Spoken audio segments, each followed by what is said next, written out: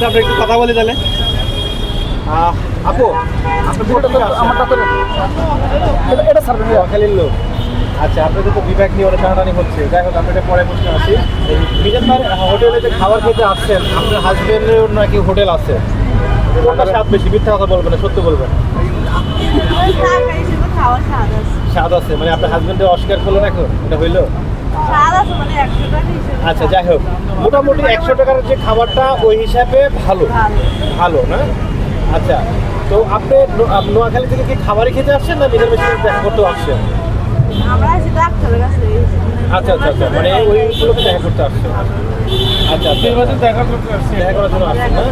আচ্ছা ঠিক আছে, তো খাওয়া দাওয়া করেন। মিজান ভাই যদি বাসায় আসে তো মিজান ভাইকে অবশ্যই আমরা ফোন দিব, আর বিষয়ে দেখা সাক্ষাৎ করে চলে যান, ঠিক আছে? আচ্ছা, থ্যাংক ইউ। আমার